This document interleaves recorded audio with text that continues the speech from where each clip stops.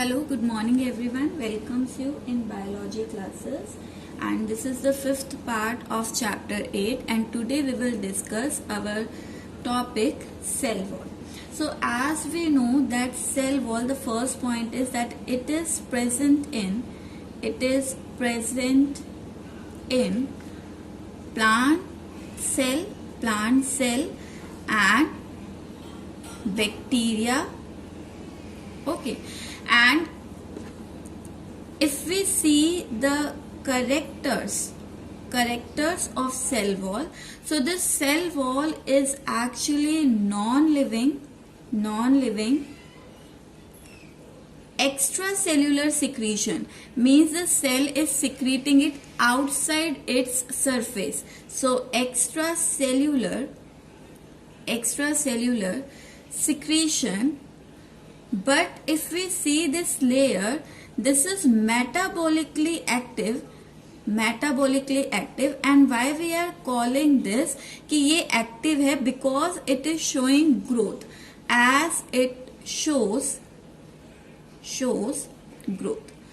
Along with this, we can also write there that it is outermost rigid and hard structure. Okay, then after this we can also write its nature, that nature wise it is permeable.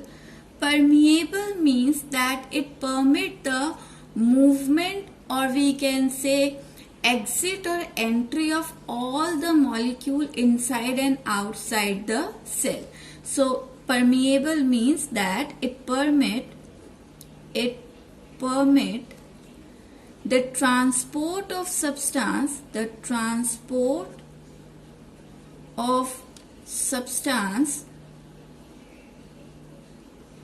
across the cell, means inside or outside the cell. Now if we see the functions performed by cell wall, what are the function it actually performs? So this cell wall, as it is the outermost hard and rigid structure, so the first function here is that it protects the protoplasm against all mechanical injuries. So it protects the protoplasm, or we can say inner component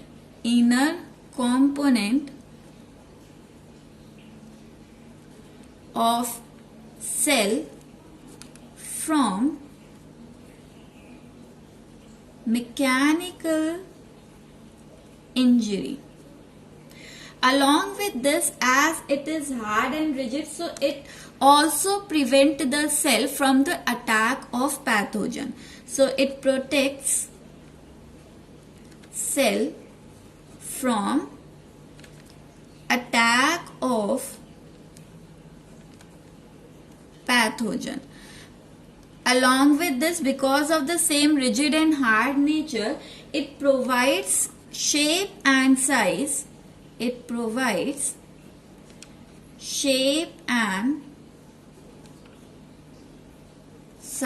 Or we can say rigidity also to cell. Okay. Along with this, it helps in transport of substances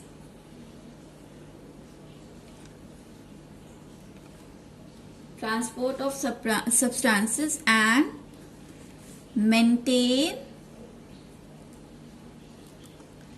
cytoplasmic communication. Cytoplasmic means adjacent cell के साथ cytoplasm का exchange भी हो सकता है इस membrane के through. कैसे होगा अभी हम बताएंगे. Communication across adjacent cell. And how is this possible. So यहाँ पर अगर हम बात करें किन्हीं दो प्लांट सेल की, if I take two plant cell, so बच्चा ये दोनों प्लांट सेल जो हैं एक दूसरे से एडजेसेंट, ये एक दूसरे से कनेक्टेड होते हैं with the help of cytoplasmic connection here.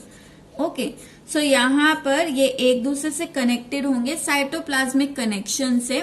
और यहाँ पर अगर हम देखें सेल वॉल कहाँ पर प्रेजेंट है, तो हमने बात की आउटर मोस्ट लेयर जो होती है, outer most layer, this hard rigid layer, this which I am drawing here, this is your cell wall. Now the cell wall of this adjacent plant cell, two adjacent plant cell, इनकी जो cell wall है ये एक दूसरे से connected होती है with the help of a glue or we can say cementing material which is present between them. So this is a cementing material which connects the cell wall of adjacent plant cell, and this cementing material is called middle lamella.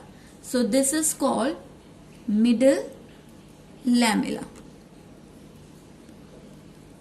This middle lamellae is actually formed of calcium pectate.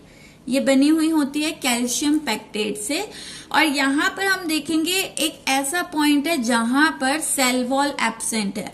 This connecting cytoplasmic connection between the two cell where this cell wall is absent, this cytoplasmic connection is called plasmodesmatal connection. Okay, so plasmodesmatal connection is where cell wall is absent. और क्योंकि यहाँ पर cell wall absent है तो दो adjacent cell की जो micro tubes होती है वो यहाँ पर स्ट्रेंथ प्रोवाइड करती है और साइटोप्लाज्म जो है वो इन दोनों का आपस में कम्युनिकेट कर सकता है. मींस दोनों के बीच में सब्सटेंसेस का क्या हो सकता है, चेंज हो सकता है. ठीक है, ट्रांसफर हो सकता है. So in this manner because of the presence of this plasmodesmatal connection the two adjacent cell they communicate with each other with the help of this cytoplasmic connection. Okay, then next point I am taking here, cell wall का character हमने पढ़ लिया, function हमने पढ़ लिया. Now the next point I am talking about is composition. Composition. So this cell wall is actually formed of generally हम बात करें अगर सेल वॉल अगर हम बात करें प्लांट में तो ये बनी हुई होती है सेल्यूलोज की in case of plant. In case of bacteria it is formed of peptidoglycan. ये प्रीवियस वीडियो में हम कर चुके हैं, peptidoglycan in case of bacteria. And in case of fungus it is formed of chitin. So apart from these compound some other component can also be present here. इसके अलावा आपको यहाँ पर मिल सकता है हेमीसेल्यूलोज. ओके, देन पैक्टिन आपको मिल सकता है, क्यूटिन आपको मिल सकता है, सुबेरिन आपको मिल सकता है. So these are some other components. Along with this यहाँ पर आपको शुगर्स भी मिल सकती है, गैलेक्टेन्स, कैल्शियम कार्बोनेट के सॉल्ट्स मिल सकते हैं. So they are all forming what your cell wall. Now cell wall is basically of two type. ठीक है, now next point is types of cell wall. So broadly हम यहाँ पर divide करते हैं. पहली आपकी होती है primary cell wall.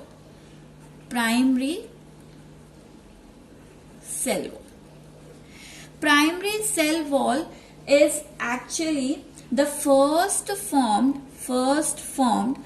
cell wall in case of plant cell, and it is thin. It is completely formed of, or we can say more formed of cellulose and hemicellulose, cellulosic and hemicellulose. Along with this, it also shows expansion due to loosening of the cellulose and hemicellulose. So it shows expansion, and it is showing growth, or we can say it is present inner to the middle lamella. And such type of growth जहां पर material का जो addition है वो within the existing cell wall हो. जैसे यहाँ पर मैं डायग्राम में अगर आपको शो करूं बच्चा, तो डायग्राम में दिस इज मिडल लैमिला, और मिडल लैमिला के जस्ट अंदर आपकी ये क्या है, प्राइमरी सेल वॉल है. ये प्राइमरी सेल वॉल जो है आपका सेल ही सिक्रीट कर रहा है, cell is secreting this cell wall. So यहाँ पर जो नई सेल वॉल आपकी डिपॉजिट होगी, प्राइमरी सेल वॉल, वो अंदर की तरफ होती है, अंदर की तरफ होती है. और इस तरह की ग्रोथ को या एक्सपेंशन को हम क्या कहते हैं, इंट्रोससेप्शन. इंट्रोससेप्शन जहां पर ग्रोथ विद इन हो रही है. So it shows expansion and growth by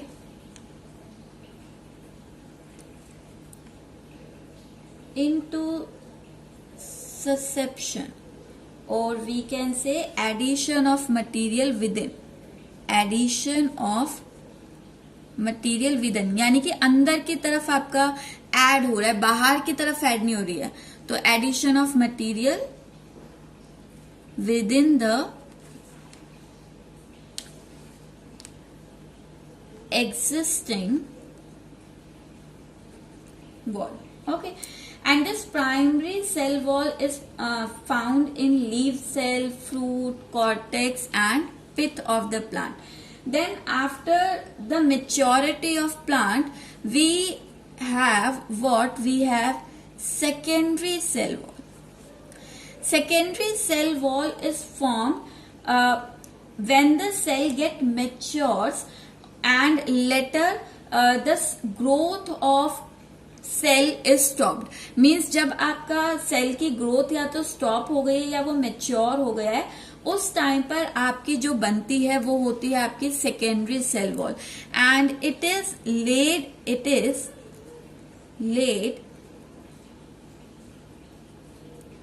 with in, और we can say inner to primary cell wall.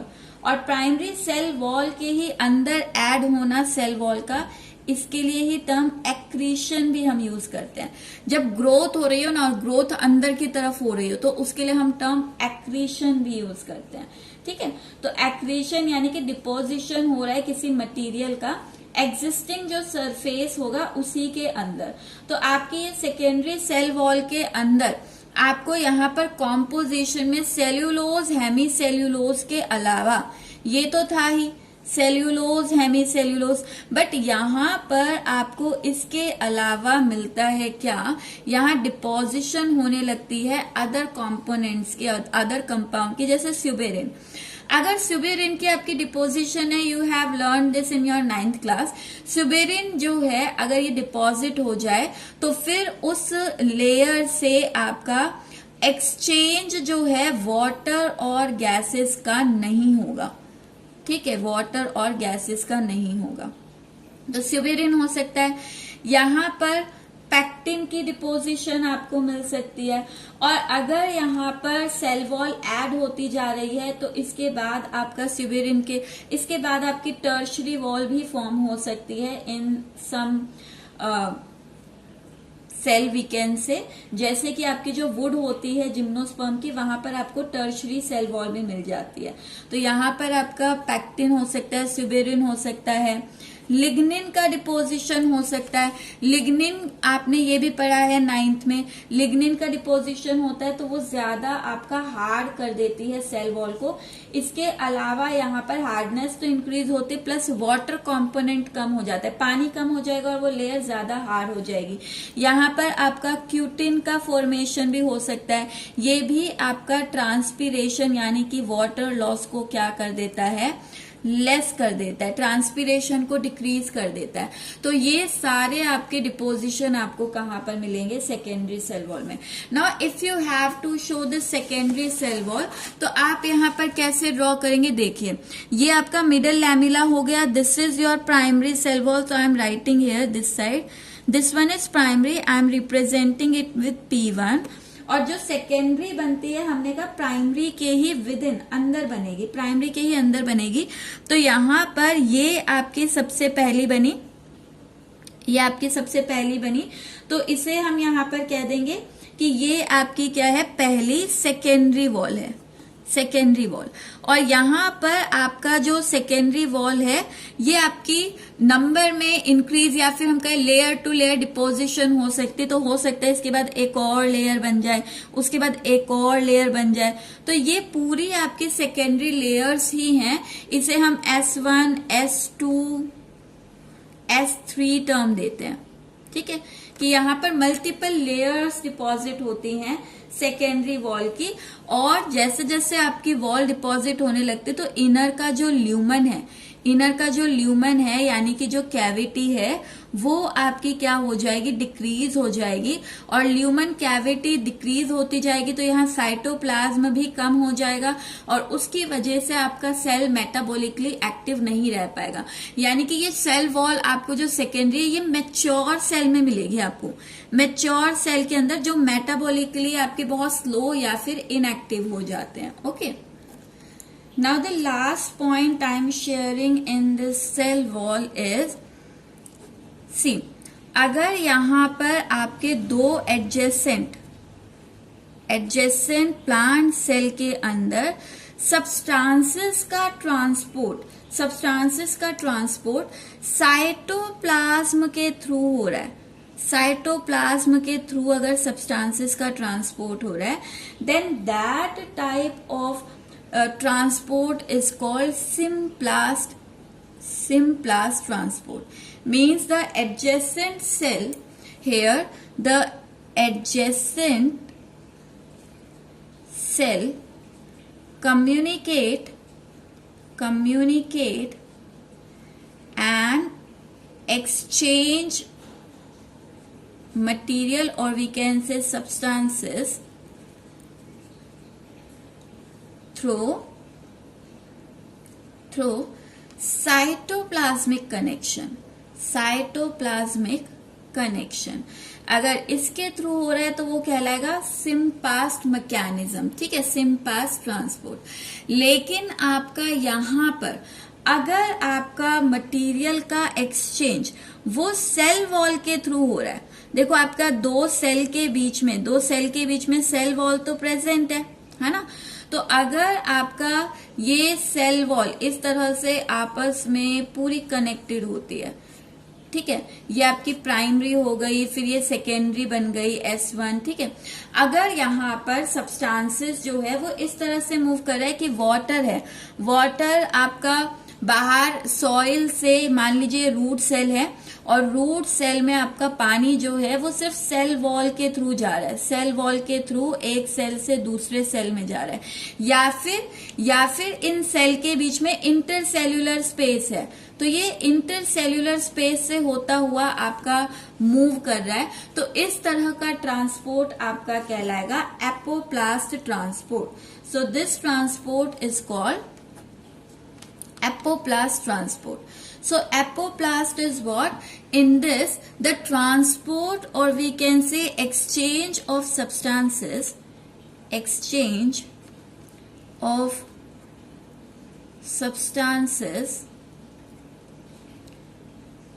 between adjacent cell wall, adjacent plant cell held through non-living component।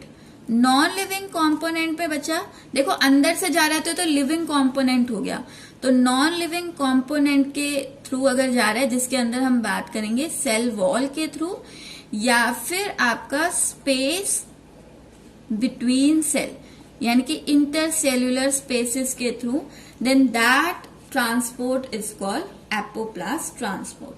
So this is all about your cell wall. In the next part of video, we will discuss the next topic, that is cell membrane. This is all for today. Thank you.